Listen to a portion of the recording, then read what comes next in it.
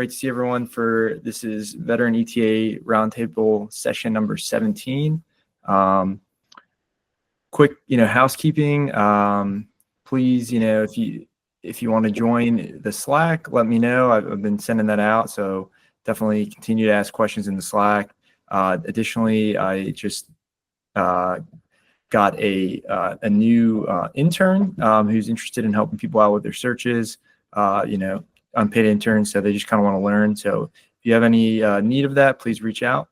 But so tonight we're very lucky to be joined by Mike Jerman. We're going to be talking kind of an overview of Q of E process and other finance considerations. And before we kind of get into it, I just, as always, none of this is legal or financial advice. So Mike Jerman, he's a managing partner at Hollywell Partners, brings over 2 decades of experience in accounting, finance, and leadership, specializes in guiding private equity-backed businesses and search funds with on-demand accounting, deal diligence, and finance leadership. Before his current role, Mike spent 12 years at PwC as a director, leading SEC and private equity-backed client engagements across the U.S. and Europe. His work spanned multiple industries, including retail, energy, utilities, mining, and logistics, focusing on debt and equity offerings, business combinations, and public listing requirements. Before that, Mike served in the United States Air Force for 12 years, holds an MBA from the University of Oxford, is a registered CPA in the state of Florida, and is a member of the FICPA Council. I hope I said that right. Sure. His career is characterized by his technical expertise, leadership in high-stakes finance environments, and dedication to helping clients succeed across diverse industries and markets. And we just really appreciate your time, Mike. And I know I've spoken with a lot of folks that work with you, and I'm really excited to hear your insights and share with the group. So I'll stop talking and take it away. Yeah, Charlie, it's a very nice way of saying a giant nerdy accountant. And anyone who's listening to this recording later, or Paul or John that are live, don't make too many Air Force jokes, but happy to bear with it. So guys, we're talking Q of E, which is short for quality of earnings as an acronym, right? First of all, welcome to ETA. Any of you that are new to search. Search is a wearisome process. So having come from big deal diligence where iBanks are involved and very large corporations and companies and international conglomerates down to ETA through traditional search, it's a pain. What you guys are about to go through is going to be pretty impressive. And if there's anyone built for it, it's certainly veterans. We've done a couple of veterans boot camps with some other groups, and it's always nice to give back to the groups that I feel very privileged to have been a part of. Having one deployment in Iraq in 2007 during the surge. For anyone that's wondering, I was combat comms with JCSC. So I wasn't that much of a nerd, but I was still a nerd. So guys, let's get into what this really means. So I want you guys, there's a couple of things, and Charlie, I'll share the materials with you after. But what is quality of earnings? So for anyone new to what CPAs do for companies on the CPA front, there's 3 categories. There's audits, there's reviews, and there's compilations that are AICPA standardized attest procedures. To be clear, quality of earnings is not one of those levels. Those are very much specific to AICPA level opinions, okay? Now, with that in mind, although those are financial statement driven, quality of earnings is a shake of the trees, hopefully done by reputable accountants, whether or not you use Hollywell or not, that does a lot of the same things an audit, review, and a compilation would do, albeit specific to a deal, okay? And so to put that in perspective, although you might get an audited set of financials as part of your request list when you guys find a deal, get through LOI, and start diligence, there's a number of other items. And if you were to look at Hollywell's standardized list of about 30, 35 items that include the financials, but also include all the other things that come with a deal, whether it's substantiation of add backs, the fixed asset listings, what you're actually buying, the personnel listing, the org charts, things that aren't necessarily specific to an audit, but are very much specific to what you guys care about when you're buying another company. And so as a quick heads up, so you guys know what the acronym is, although you're not getting an opinion behind this, you're getting the same level of rigor. Now, there's going to be a number of you that are CPAs or accountants already. They're going to go, that's probably not true. It just depends on your Q of E provider. And by the way, not all audit firms and CPA test firms are created equal either. But please, whether or not you use Hollywell or not, my firm is built of about 45 people that all come from Big Four audit and or deals or iBanks. So they have the pedigree to really bird dog a deal for you. If you pick another provider, make sure they have chops. A lot of these sort of budget providers that we're seeing, by the way, we're not here to sell Hollywell, very much are just a fancy report without the level of testing that you would get in an appendix from a quality firm.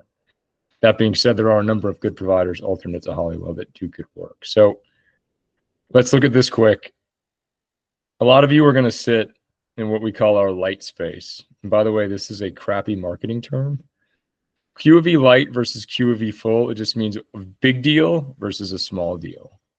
A Q of E light in our minds, we just happen to call it that, we're not very good marketers, is the same level of rigor you would get on a big deal. You just don't have all the stuff that comes with the big transactions that we were used to at PwC or Deloitte or KPMG or Stout or one of the bigger tier 2 firms. Okay. So keep this in mind. So light. A lot of you are going buy side, in the light side. So keep this in mind. The timeline is 3 to 4 weeks. And that's soup to nuts, meaning 2 or 3 weeks to get the procedures done and write the report and give you the red flags and yellow flags that you care about. Now, can that be faster? Sure. Can it be a lot slower? Yes, but it won't be us. Sellers and or brokers, especially in this space, are not always as sophisticated accountants that we need them to be. So we do a lot of hand-holding and coaching. But if we get some stalls or vacations or flat out, let's be clear, guys, there are some crap brokers in this space. There are also some very good ones that don't want to do the homework. So they'll stall things that will make that timeline a little longer, but we'll get you through as best we can. We will not be the holdup, I guess is the point. You guys can see fees. We do discount this a lot for the veterans group, about 5 to 10K overall, just because we think that's important to do. And then keep in mind, we do bill half up front, but if we find something that you end up walking away from the deal as a result of, we don't send the second bill. That's our commitment on the broken deal side. Okay. So enough about Hollywell. What actually happens in the testing? So we break our testing into 2 phases. So the upfront phase is the heavy lift. All of the kickoff calls, the management inquiries. We do what's called a cash proof. And by the way, even in an audit, let alone a Q of E, everyone should be doing a cash proof, regardless if you pick us. It's important to highlight what that is. So a cash proof works as follows. For every year that you want us to take a look at, because generally your deal will be based on some multiple of EBITDA, revenue, operating income, free cash flow, whatever it is, will be based on accounting financial analysis from the previous years and the latest trailing 12 months. So if you take the opening accounts receivable balance plus the revenue they've recorded, less the cash received, equals ending AR, that is a consistent formula across any business you'd ever look at ever, no matter the industry. Whether or not they have AR is different.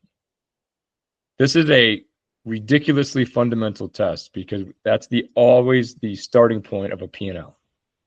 And so being able to vouch out that cash received to bank statements, invoices, contracts, delivery tickets for actual operating cash flows is ridiculously important for a start. And by the way, is the #1 place for error and or fraud. Best case, it's a mistake. Worst case, they're trying to pull a fast one on you guys. And we'll talk about some of those red flags in the beginning.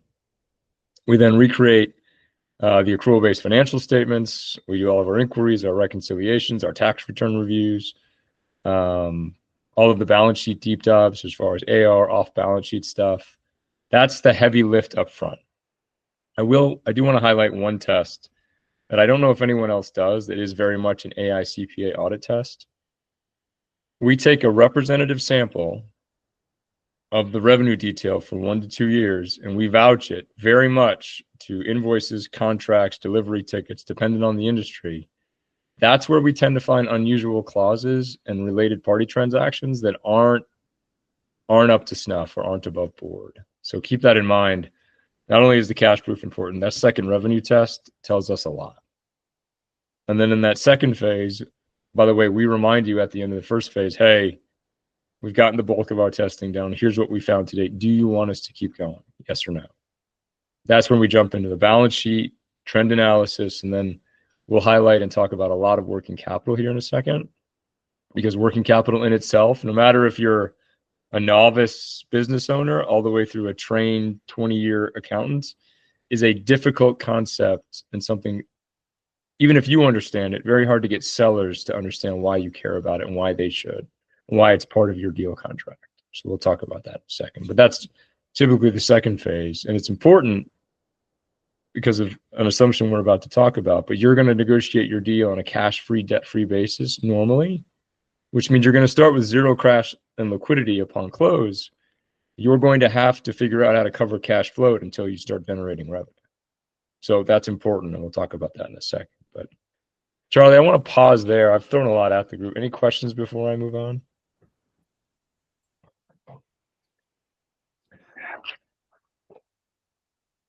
I guess, Mike, one question for me, and Sure. is kind of before we get to this point, are there kind of any things that maybe you engage with searchers or buyers that you can kind of help them identify those red flags, or kind of just some good tips to kind of so you don't get down this path and find out oh, this is just fraud or terrible. So I don't know if there's any kind of pre-QOV tips and tricks that you could recommend to the group.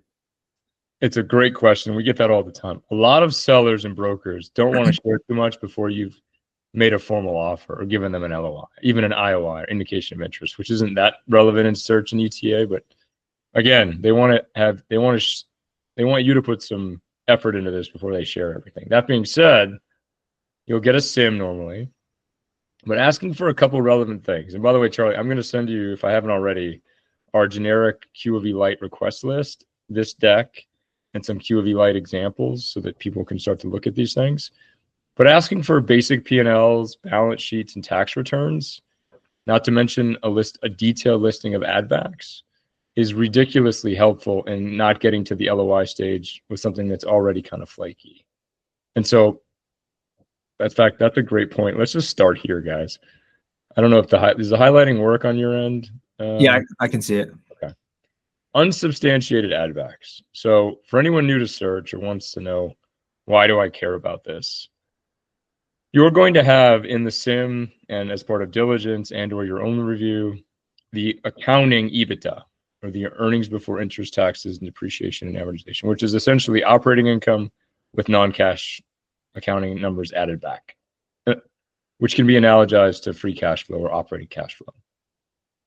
The broker and the seller then normally are going to put forward a list of add backs for things like personal expenses, non-recurring legal spend, bonuses that didn't need to happen, all sorts of stuff that may or may not be true. And we spend a lot of time beating those up, because for every dollar of add back is every dollar times the multiple that you're going to have to pay this company to buy them out, right? So let's talk about these for a second. And you're going to fall in love with deals and not fall in love with deals, but it's important to look at this stuff quick.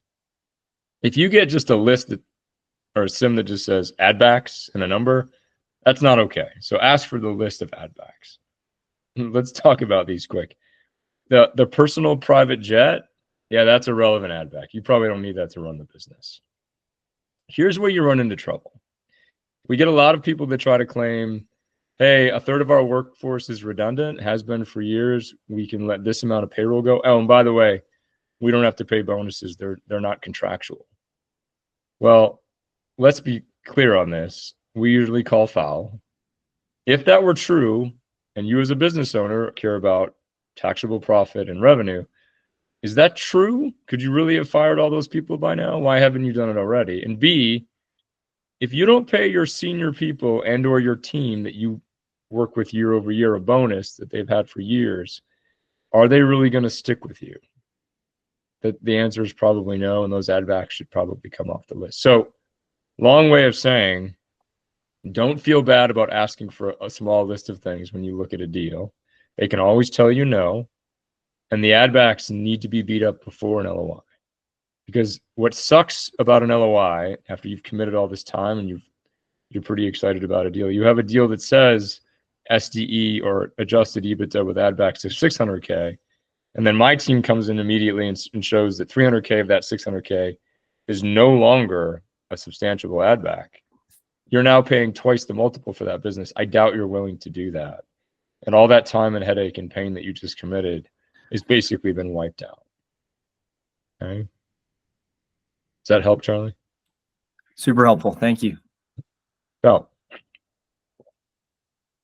I put this list in front of you guys to give you an idea of the crap we find. And keep in mind, most of my team comes from Big Four audits. So if anything, we have to hold them back because they're like dogs with bones. They will not let something go. And deals are not audits. So it's a bit of a give or take. But ultimately, to Charlie's earlier point in this call, we're not here to tell you yes or no. We're here to present to you things that we otherwise think are yellow/red flags. It's your deal to negotiate. And we'll talk about some of those, both good stories and bad stories, towards the end of this call, if anyone wants to get into them. But let's talk about some of the normal ones that we see. So this first category, like I said, in the cash proof, we do a very granular deep dive into the bank statements to see what kind of operating cash flows prove out against revenue and AR, to see if the top line number that everyone starts with is real, or it can be somewhat comfort given over it. We find all sorts of crazy stuff. Big deal, small deal, doesn't matter.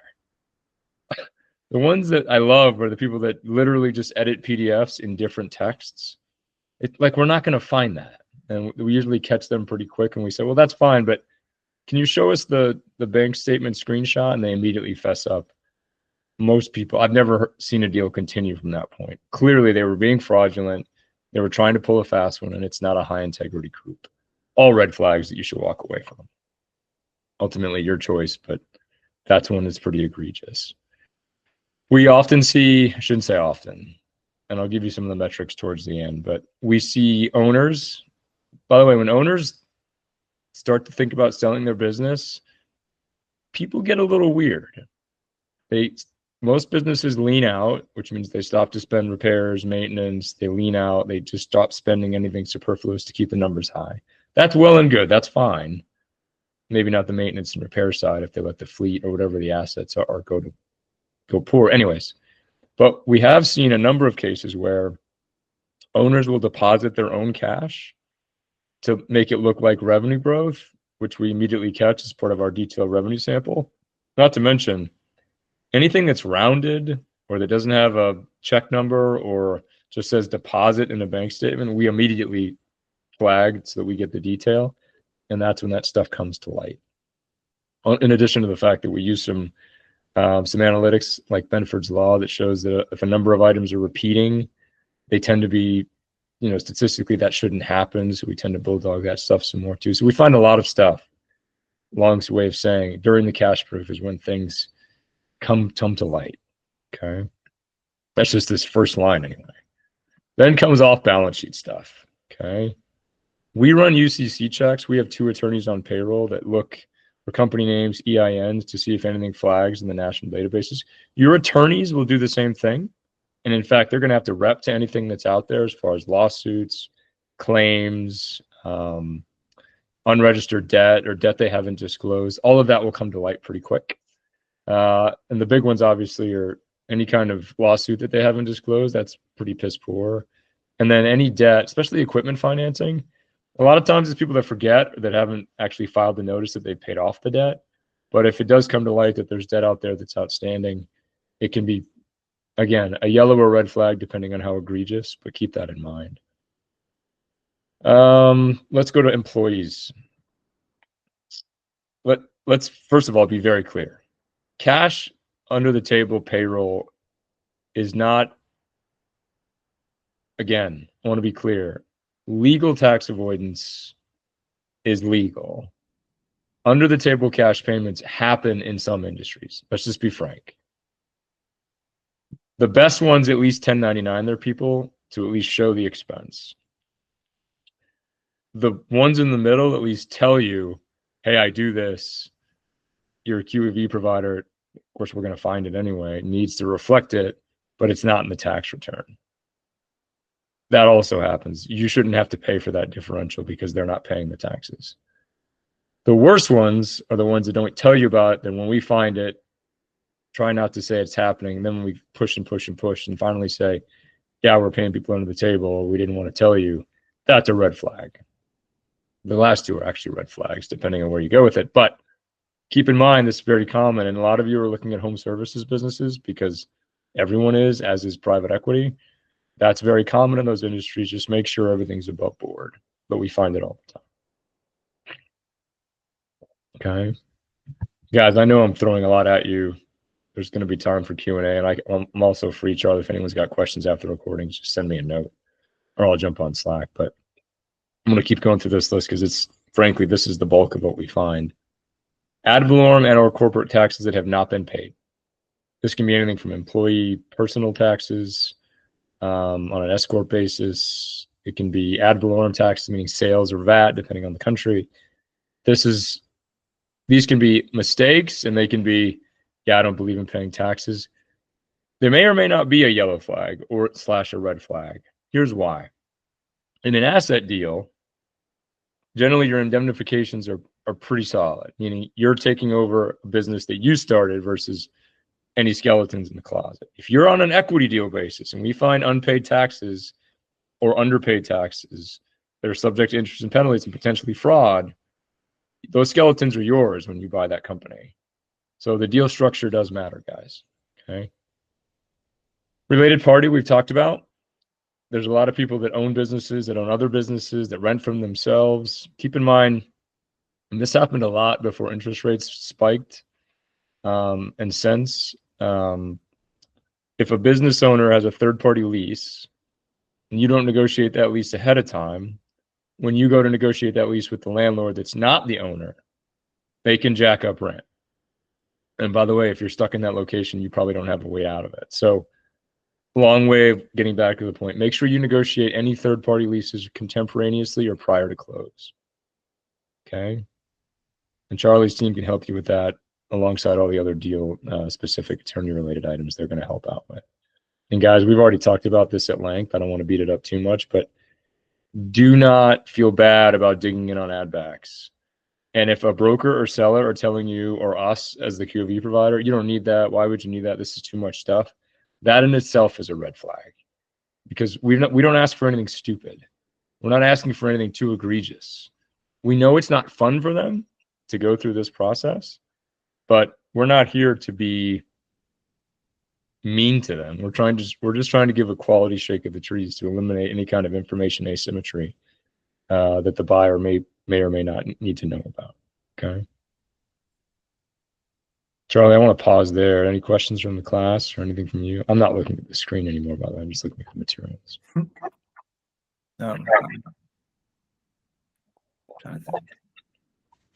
And feel free to interrupt me too. No one wants to hear me talk anyway. Again, this is a sales tip, guys. So there's a lot of deal diligence out there that you guys can become part of.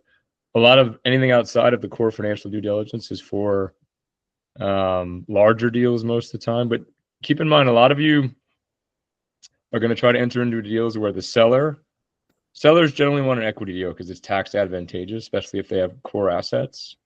You're going to want an asset deal.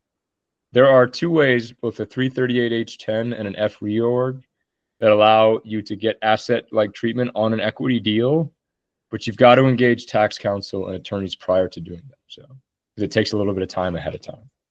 So keep in mind, Q of E and financial due diligence is one piece, but if your business is big enough and or it's complex, don't forget about tax. Don't forget about operations diligence, tech diligence if it's a tech play. Even HR diligence is important. Okay. Again, we're here to help with we don't do all of those things, but we certainly have partners that we can refer you out to. In addition to Charlie, Charlie, do you guys have a tax attorney or a tax group that can help out with those things? Yeah, my firm does, and I think most M&A folks, have a tax M&A person that helps with all those F reorgs. And you think that, but we know a lot of small practices that don't have good F reorg or 338H10 attorneys. They have deal attorneys, but those are very nuanced. Yeah, definitely. I mean, I think having that conversation ahead of time and structuring it in the LOI is key if that's something that is going to be a big factor in your deal. I guess, do you provide, Mike, like, say I'm trying to figure out what's the best way to structure my deal.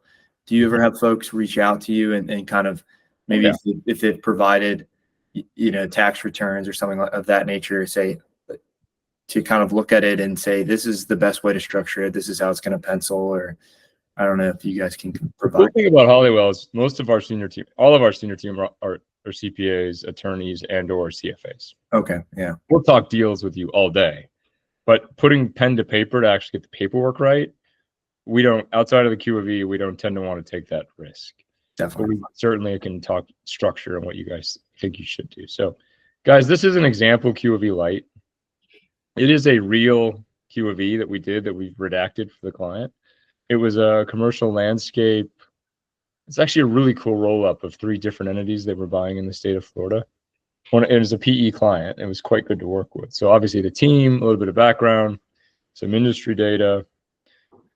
This is the P&L that we recreated for all 3 entities and then showed pro forma on a like-for-like basis. You can imagine this takes quite a bit of time to get right, especially on a roll-up. But this is all fun and game. No one wants to look at a P&L. What I wanted to show you guys, and let me zoom in a bit. This is the Q of E page. Summarized, there's a workbook that comes with this, guys. It's all yours. It gets very granular and shows you all these formulas. But for summarization, or for a summary, this report is very good, not only for you, not to make fun of banks, but banks like a nice, quick, summarized report. Brevity matters. They want to see this. They don't want the workbook necessarily. Their credit officers do, but their bank leads, the Live Oaks, the Florida Lake Banks, the Valley, they want to see this. And so this is the 7 add backs. Keep in mind, the roll-ups that we did here, the only ones that came from the 3 different companies are these 3. So very concise list, very reasonable add backs, some very light personal expenses, the wages from the ownership group themselves, and then some charitable contributions that we vouch to those charitable returns. The rest of these 4, which by the way have nothing to do with the seller, are the add backs the buyer had come up with. We coached them on them, but they're private equity, so they knew plus or minus what they were doing as to how much they needed to pay the person they had assigned to this. They had found a searcher that they had installed for their new ops. They knew they needed a new sales manager. They'd already got insurance quotes. The 3 companies themselves were significantly underinsured from a risk perspective, at least in their minds, meaning the buyers. They put together the last 4. So they bought them on a multiple of roughly 2.4 because it was these 4. But they knew they were going to come out of pocket for these. They were fine with it because they got a pretty good deal to begin with. But again, open, honest, transparent add backs and a good negotiation go a long way to closing a business, right? There's lots of things that can happen in the middle, but these 3 companies alone were good to work with. Clearly the buyer was too, but think about this stuff ahead of time. It's not just the pluses. What could be hurting EBITDA as you move forward, okay? It's quite important. And then alongside that, guys, we do include free cash flow as a relevant metric.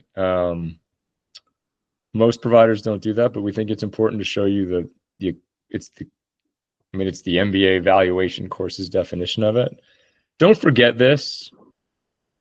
We get a lot of people that buy businesses that are assets intensive. What I mean by that is it's not a service business. It's not just people driving revenue. And remember when I talked about the fact that owners lean out or they start to negate on repairs and maintenance? This line, remember, this is EBIT, which is derived from EBITDA with depreciation and amortization added back. We show cash taxes from a free cash flow perspective. If you have a business that's leaned out, that is no longer servicing its fleet or its assets well enough, and the day after you buy it, a material amount of those fixed assets break, and you have to replace them and or fix them to a material degree, it won't affect EBITDA, but you've still got to come out of pocket for that cash. So knowing the age and the condition of the fleet and the assets you're getting, make sure you go on site. I can't tell you how many searchers, I should probably reflect that, non-veteran, recent MBA grads that haven't actually had real jobs think they can just buy a business from paper that haven't actually visited businesses is not a good idea. So knowing, putting hands on assets, interviewing the team, know what you're getting is quite important, because these numbers don't affect EBITDA, but they sure as hell affect your cash position. And you can't pay people with receivables. So don't forget that don't look at either one of these metrics in a silo, okay? Hope that comes across loud and clear. And then the rest of a report, guys, that would come your way is the detailed appendix on the procedures, and then a very detailed analysis. Again, this is a summary and it's a redacted report. But if anyone's wondering, working capital is defined as current assets less current liabilities. And now, obviously, for a deal, we back out cash, because the cash generally goes back to the seller at close. And so this is the number on average that you have to have on hand to cover the difference between how fast your cash comes in and how fast it goes out. Generally, if you have a DSO, or day sales outstanding level, faster or longer than 30 days, you have a cash crunch position every month. Now, once you build up these reserves, it's a timing difference, but don't negate it, because again, you have to pay your people generally 15th and last, if not faster, day labor's weekly, whatever it is. Your suppliers are 30 to 60 days. If your receivables and inventory or invoices don't turn over faster than 30 or 60 days, you're always going to have that cash position issue. So don't forget this. And most banks, especially if you guys are doing SBA, will finance some working capital onto your balance sheet if you demonstrate your understanding of this process. Okay, so don't come into the job or into the deal post-close with no cash on your balance sheet. You're going to have a cash problem. Now, heaven forbid you have a business that has a negative working capital position. That's fantastic, meaning they get deposits. Still, don't run out of cash that quickly after close. Okay. Charlie, again, I threw a lot at the team. So No, that was great. That was really, really, really helpful. I guess, so you do this report, you have all this great, kind of presentation, and it's very clear. What do you see, when there are these discrepancies or kind of differences after you've done the QV, and how buyers can take this data and make a case? Or do you help with that process, or what do you think is the best way to kind of go about that from buyer to seller? Or so to be clear, so you're going to have a generalized EBITDA or valuation range based on the multiple EBITDA per the SIM and or whatever data you have prior to LOI. We don't even draft this report. So basically, we'll give you this in a flash report, as well as usually the income statement, as soon as we can. We're talking week or two, so that you can go and actually figure out if you're going to move to the legal stage, finalize the offer, and ask for us to draft the report. Mm-hmm. So that, again, if this number comes out, let's say for example, that they negotiated this deal on a $2.4 million basis, and the number came out at 2.253. That number is probably plus or minus not a big hit to the multiple. If they negotiated this deal at a $4 million level, and our QV report showed 2.2, that's likely a no-go, and there's usually a reason behind it, right? And so that either they're going to walk away or they're going to go back for a retrade. But you don't have to wait for this report to go have those conversations. You're already going to have the QOV and the P&L well before we draft this report, because we give you data as fast as we can, because we know how important it's the fog of war, right? The deal negotiation process is not always linear. Deals go stale. It takes a while for us to get things. You guys will not be in the dark. So you'll have this information to start talking to the seller. And by the way, that's actually a great question. We can be the bad guy. Always blame your QOV provider. It's not us, guys. That's just something they're demanding. They need it. Don't feel bad. We are okay being the bad guy. Your job is to keep as positive as a relationship with that seller, assuming when you do sign and fund, you'll be in bed together, either working together or separate, but you've just taken over their legacy. We're here to be the bad guy, and we'll give you information as fast as we can. Great. Yeah. I like, as a lawyer, you kind of see it in the background, or kind of, supporting it. So I'm always curious, kind of the mechanics behind, the timeline. And I guess it probably varies deal to deal.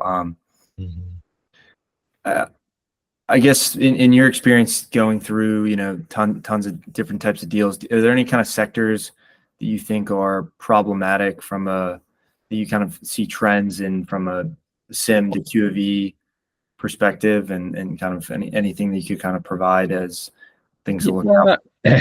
And Charlie, I'd like to hear your input on this. So we've got a number of big law firms we work with, and from my prior years, if you've got an industry that's heavy in construction and or long contract times, home construction, residential, commercial, working capital, and what's called work in process or AR that's not yet billed, or stuff that just takes a long time to finish, and not to mention deposits or deferred revenue, it gets very contentious. It's been recently negotiating.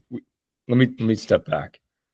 When you have, let's say it's a $6 million business, and at any given time, a quarter of the year, if not longer, sitting in AR or WIP. So let's just say $1.5 million or $2 million. Let's say they collect half of it up front. So you've got $1 million to $750,000 in cash always on the balance sheet that isn't for revenue yet serviced. Trying to convince sellers that's not their cash at close is proving to be very difficult. So to give you guys perspective, when you got, and most of you have either bought houses or bought something that we had to put deposit down. Let's say, like, for example, we're now replacing our windows with storm windows because we live in Florida and that's important. And my wife never asked for anything, and she's been asking for years. We paid half up front. If one of you were to go buy the window company that has our deposit, I would bet almost most of my house's value on the fact that that seller's going to complain that they're not getting that cash at close. Here's why that's painful. That cash is for something they've not yet done, right? You've paid cash on a deposit. We don't have anything to show for it. It's technically a liability. It's deferred revenue. It should be sitting in current liabilities. Most of the time, they don't even get the accounting right. They just treat it as revenue and move on because the timing difference doesn't matter. But we have seen so many recent deals because construction, home services, long lead time businesses have gotten really hot the last couple of years. I mean, hell, look how good roofing businesses are doing post-storm. Not a great message for those that lost their houses or potentially got hurt. But roofing businesses are booming right now in Florida. That cash for something they've not yet done is not theirs. And what we've heard of, we've done Q of Es. We bring this to their attention.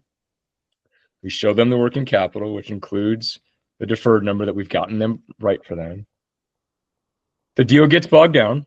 Sellers counsel. So Charlie's group would be great on the buy side, but sellers counsels aren't always created equal. So they were crap. Everyone got tired. They just wanted to get the deal done. They closed. The seller got to keep their cash. This is not a small amount of working capital. In that example I gave you, that's a very relevant, real example from a recent deal. That's cash that the new seller or the new owner, you guys, have to come out of pocket for to reorder the things that should have already been ordered or paid for.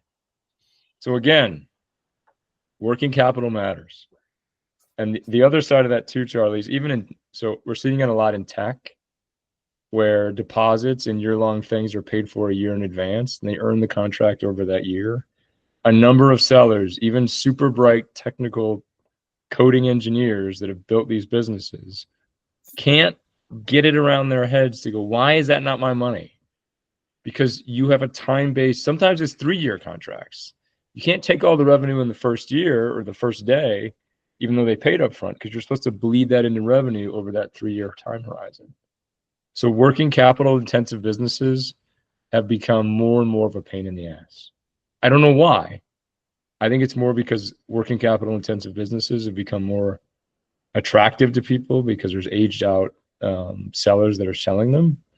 But again, don't ignore working capital and don't assume all their cash is theirs. If it's for something that they have not yet done, it's your cash. It should be left in the bank for you guys to go and service that business. Okay. Sorry to get long-winded there, Charlie, but it's. That was terrific. Yeah. I was having a conversation very similar the other day. All right. Jay has raised his hand. So. Hey, Charlie. Hey, Mike. Maybe a little bit of a follow-up question on that right there. I think you're absolutely right around the cash position and how you got to wrestle for who gets the dollars that are in the bank and where that working capital is going to land. I think I'd also say that, there's a lot of brokers in this space, certainly on the smaller end of the spectrum, that are going to tell you all day long that this is a no working capital deal. Have you seen that before, and where do you see that line in terms of where that might fall in terms of do deal that every size? day, Jay. Yeah. We do a couple hundred QOVs a year, and we're very close with a couple of big law firms where we've had to recently coach some of their practitioners that working capital does not need to be paid for. Now, let's give a real example. Remember, I hope everyone gets it. Working capital is an estimate. Current assets minus current liabilities are estimates of things that should be turning, right? That will turn into actuals 30, 60, 90 days down the road. It's been really surprising to us see in recent APAs or asset purchase agreements where someone has to pay additional for standardized working capital, meaning it's not an additional amount because there's been high revenue growth. Let's say it's the average of the year. That amount of working capital year over year is necessary to generate the revenue and EBITDA you just bought that business off of. Right. Leave that amount in the business, and if the seller wants it, take it off the purchase price out of the funds flow. Now, a lot of times, especially in service businesses, that number is not big. To give you, like, we do a lot of CPA firm diligence because that got really hot with PE, and we did some of the bigger West and East Coast PE investments for Eisner and Amber. All those deals are public now. So where you're talking $20-25 million deal values with $500,000 in working capital, those two big firms that were buying practices were like, and by the way, CPAs know exactly what we're doing, still said, let the owner keep it. They're being jerks about it. That's not a big number. If it's $1 million in AR net of AP against a $5 million top line business, and the seller's bitching that they should get that cash, they needed that cash to generate the AR that generated the revenue that drove the EBITDA you bought that business off of. That should stay with you. Or the best I see, and Charlie can weigh in on this too, give it 30, 60, 90 days to see what flushes out against actuals, and just cut one another a check or indemnify it or put it in a holding account that no one can control other than the lawyers. Where when actuals do come in, plus or minus, one of you cuts a delta and a check to one another at the end of that period. And then you walk away clean. But to say that you have to pay for working capital, standardized working capital, is just mind-boggling to me. Anyway, it's painful to hear from brokers. Yeah, I don't know where exactly that line falls, but I'd say I've seen it maybe somewhere in the, Okay, let's be clear. The rules for becoming a business broker in most states is a real estate license. These are not investment firms. Yeah. Mike, I hear your answer is that the line should be zero. No, the deals giving away a couple $100,000 on a $10 million top line business is a very small hit to your multiple. It just depends, right? Every deal is its own beast. I guess what I'm saying is don't get screwed. Yeah. And if the broker is a pain in the butt and is actually a hindrance to the deal, push to talk to the owner. A lot of time owners just go, I don't know what they're saying. All they're saying is they want me to go after this money. Someone tell me why. We're happy to coach on that. We're third party. We don't have percentage deal fees because we don't want to be seen as trying to bias the deal one way or the other. So Jay, and by the way, Jay, let's be clear. There are some good brokers in this space. Go to them. You can hire whatever broker you want, by the way, to go after buy side or sell side, and you can even get it replaced. There's no rules on this. I mean, it's nonsense. But there are some really shitty ones that if they're just a pain in the butt, that's great. If they're a hindrance to your deal, get them out of the way. They're going to get their check from the seller anyway. Get them out of your way and let us do our jobs. Well said. Anyway. Great. Yeah, go ahead, Val. Hey, Mike. Thank you for the information that you've offered thus far, man. Sure. Super helpful. QOV seems to be the recurring topic in a lot of the various groups that I'm part of.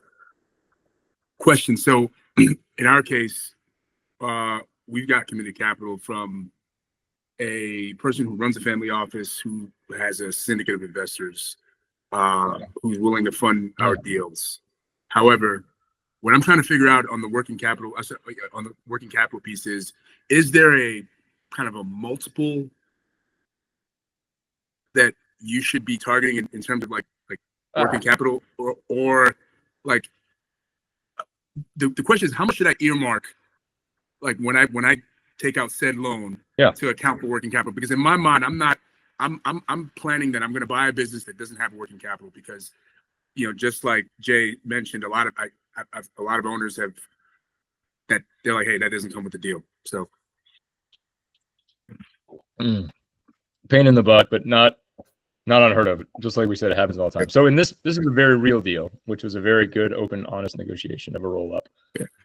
This company had, if you look at the averages between 238, so let's just say it's 350K, let's just say 300K on average of cash flow they needed to have on the bank account. This is what they had to maintain, because this pulls out the cash. We generally like to counsel, I mean, not that you can always get it.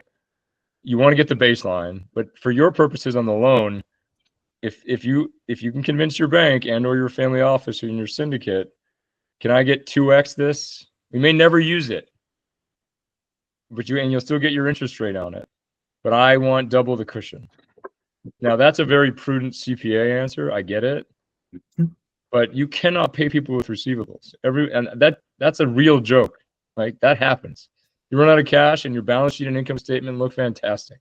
What you don't want to have to do is scramble for new investor money, which they can hold your feet to the fire, for mezz debt or PIK or bad terms, or be fighting with banks for a line of credit you don't have in place when you do run out of liquidity. And so I guess the answer to your question, Val, is get the minimum that we see. On average 300K, you're going to need 300K of cushion just to start with, and then a little more.